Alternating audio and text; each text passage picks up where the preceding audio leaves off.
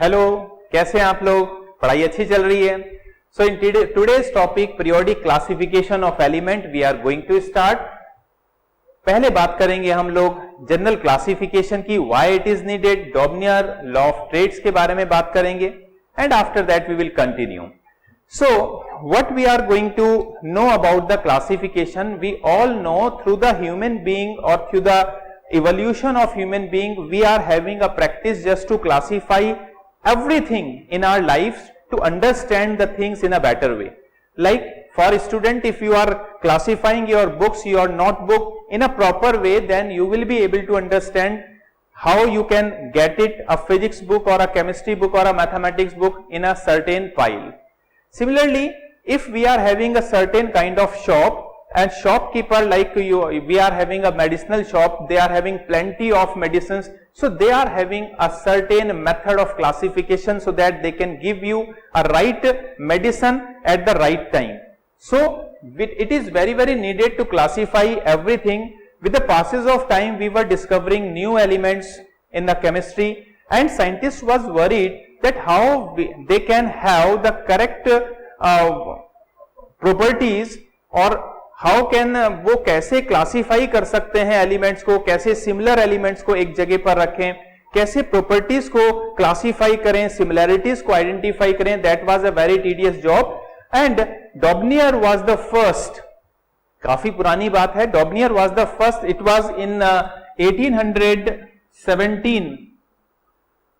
Daubernier was the first scientist जिसने, German scientist थे ये, इन्होंने पहले वो साइंटिस्ट थे जिन्होंने क्लासिफिकेशन ऑफ एलिमेंट के बारे में सोचा और ये जो डॉबनियर थे इन्होंने लॉ ऑफ ट्रेड क्रिएट किया। लॉ ऑफ ट्रेड क्या है अभी हम लोग बात करेंगे और इनको एक बहुत बड़े प्राइजेस वगैरह भी मिले थे ये सब काम करने के लिए। तो देखिए इन्होंने क्या किया था, इन्होंने एटॉमिक मास के अकॉर्डिंग अपना काम किया था, मतलब principle was atomic mass. For example law of triad का मीनिंग मैं आपको बता दे रहा हूं। लॉ ऑफ ट्रेड का मीनिंग है, for example we are having chlorine, bromine and iodine.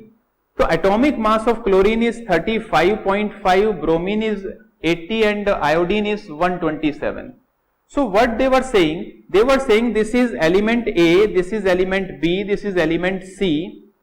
So they are saying the atomic mass of B should be approximately equal to, not exactly, but should be approximately equal to the average value of first and third element.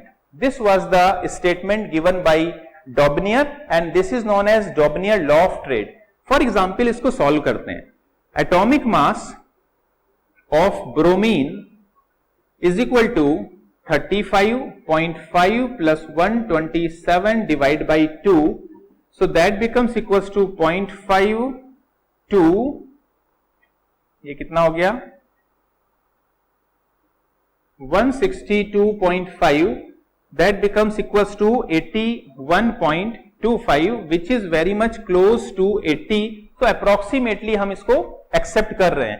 Similarly अब अगर मैं example ले रहा हूं like lithium की property sodium से मिलती हुई है, सोडियम की प्रॉपर्टी पोटेशियम से मिलती हुई उनको दिखाई दी, तो lithium is 7, sodium is 23, potassium is 39। So like this way if I am calculating the atomic mass of sodium, then it should be nearby somewhere the average value of other two, first and third element. So it becomes 46 divided by 2, so 23, which is exactly same. We can take one more example like calcium, strontium and barium. So calcium का atomic mass is 40, barium का atomic mass 87.5 approximately, and for barium it is 137. So what should be the atomic mass of strontium according to Dobnier? So what he said, it should be the average value, that is 40 plus 137 divided by 2, that becomes equal to 7,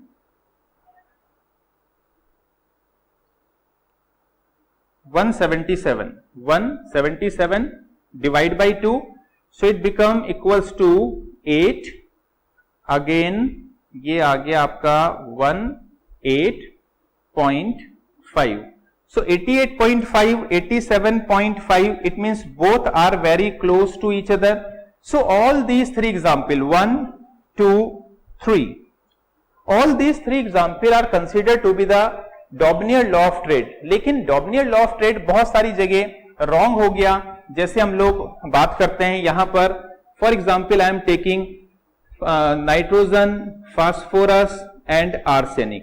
So nitrogen is 14, phosphorus 31 and arsenic is 75. So if I am taking the average value to calculate the atomic mass of phosphorus, so it should be 14 plus 75 divided by 2.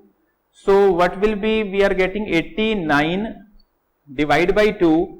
So 89 divided by 2 means 44.5 and 31. It means यहाँ पर आप देख रहे हैं बहुत ज्यादा गलत हो गया. It means Dobner law of trade is not valid. Dobner law of trade is not valid everywhere. Although the properties of nitrogen, phosphorus and arsenic is quite similar according to the studies, but even though they are not following the Dobner law of trade, it means finally we can say chlorine, bromine, iodine, lithium, sodium, potassium and calcium, strontium, barium.